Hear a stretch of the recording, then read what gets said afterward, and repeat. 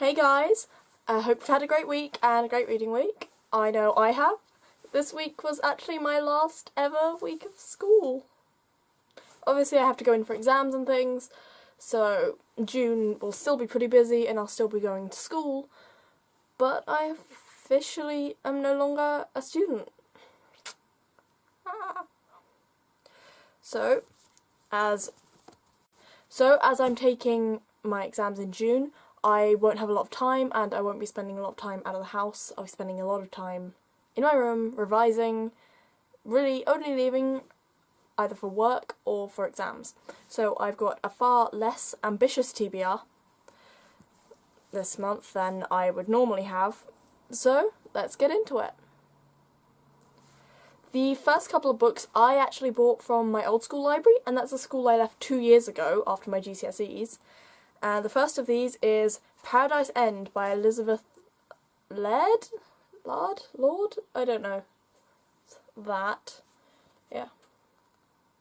No idea when it's set. I think it might be historical. It's about this girl Carly who finds this mysterious mansion near her house and people move in and weird stuff happens. So yeah, this looks like an interesting read. It's only just 230-ish pages, so should be fairly quick.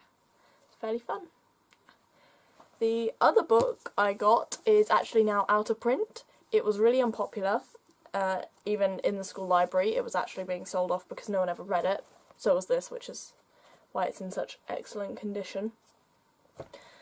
And the publishers actually withdrew this copy and have recently republished, and shortly after they withdrew it, reprinted it under a new title and with a new series, such as similar to how Anthony Horowitz redid the Power of Five series.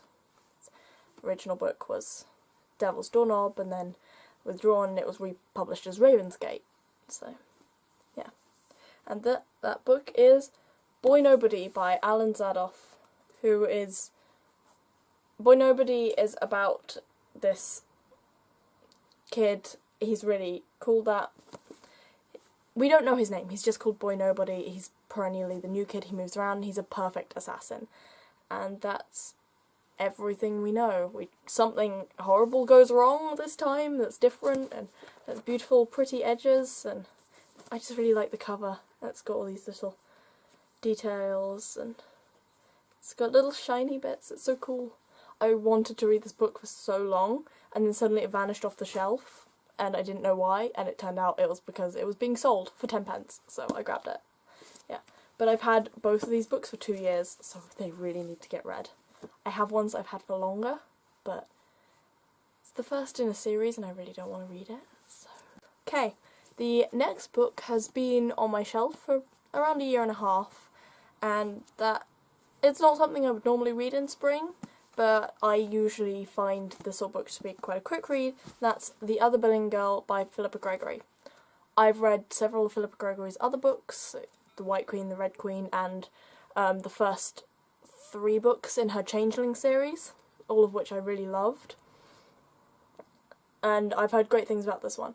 I know it's part of a series, but in my experience at least, most of her historical fiction series actually work as standalones, so I'll just be reading this one. I've read none of the others in this series. Yeah, so this should be fun. Despite how big it is, these go by really fast for me. So, yeah. And the final book is one I got about 1 year ago, and it is called Fearless by Lott. And I don't really know much about this school. It's about a school. Know much about the school. Don't know much about this book, I just know it's from a school. It's set in a school, so I'm now reading. Apparently it's... Oh, I've never noticed before that she had different coloured eyes. That's cool. I bought this because it was pretty and I needed to buy a second book to get 2 for 50p. It's always worth it. It's about this community school, inner city community school, where all the girls are being forced into labour, and Little Fearless one of the girls is called Little Fearless. She escapes the institution, but no one will believe her. It just goes from there. I just think this is a really pretty book. The spine, I love it so much. All of these books are secondhand, but only one of them looks secondhand. And that's always amazing to me. But yeah, these are the 4 books I will be trying to get read in June, alongside my exams, which start on the 7th and end on the 27th. So yeah, I might get some of these read in June. I might get some of them read in May, because there are, of course, still a few days left.